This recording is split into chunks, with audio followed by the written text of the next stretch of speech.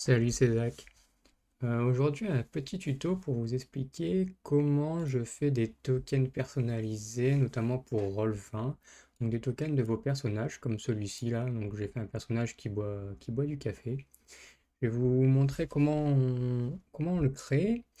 Alors moi, j'utilise notamment le site HeroForge, que vous connaissez peut-être, hein. Donc HeroForge, c'est un site qui vous permet de faire des figurines que vous pouvez commander et peindre. Et vous pouvez donc modifier un peu tout, hein, l'apparence, la posture, les armes. Il y a vraiment beaucoup de choix possibles, hein.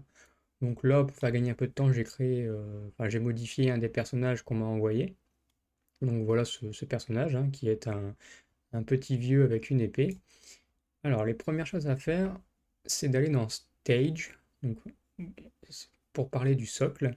Et sur le socle, dans Base, on va mettre le tout dernier, donc qui est une barre, voilà, tout simplement une barre. Et cette barre, ça vous permet d'enlever le fond, notamment, et ça vous fera moins de choses à détourer.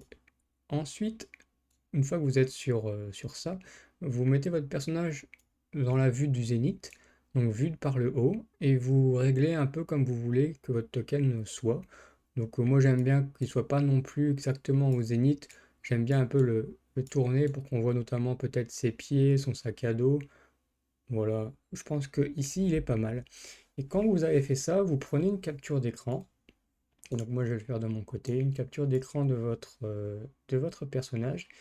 Et on va partir sur un autre logiciel. Donc moi j'utilise Paint 3D, hein, mais c'est tout simplement après une question de détourage en fait. Donc voilà, la première partie du tuto est là, la deuxième, il suffit de savoir détourer une image. Donc là, pour vous le montrer, je vais passer en partage de bureau et on va aller sur Paint 3D.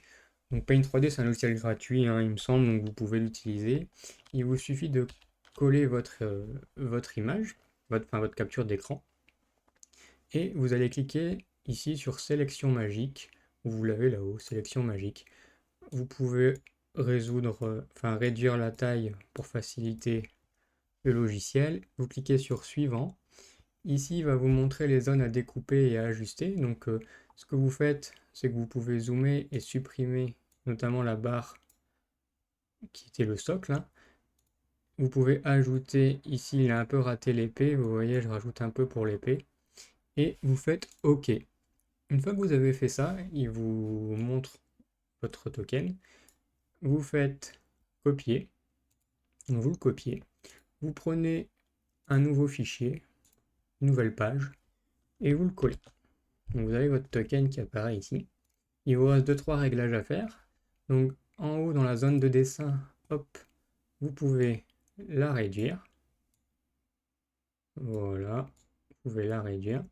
Et vous cliquez sur zone de dessin transparente ici en haut à droite et vous l'activez. Une fois que vous avez fait ça, vous n'avez plus qu'à enregistrer sous, image. Donc là, je vais l'enregistrer. Il faut bien faire attention que ce soit PNG. Normalement, ça le met par défaut. Et vous pouvez l'enregistrer. Voilà, vous l'enregistrez sur votre bureau et vous avez un token qui est utilisable après sur Roll20. Voilà, comme ceci. Vous n'avez plus qu'à l'importer ou sur un autre logiciel, hein. Et voilà, donc vous pouvez créer des personnages, des créatures, des familiers. Voilà, j'espère que ça vous aura aidé. Et puis n'hésitez pas, si vous avez des suggestions ou des commentaires, à les écrire sous la vidéo. À bientôt.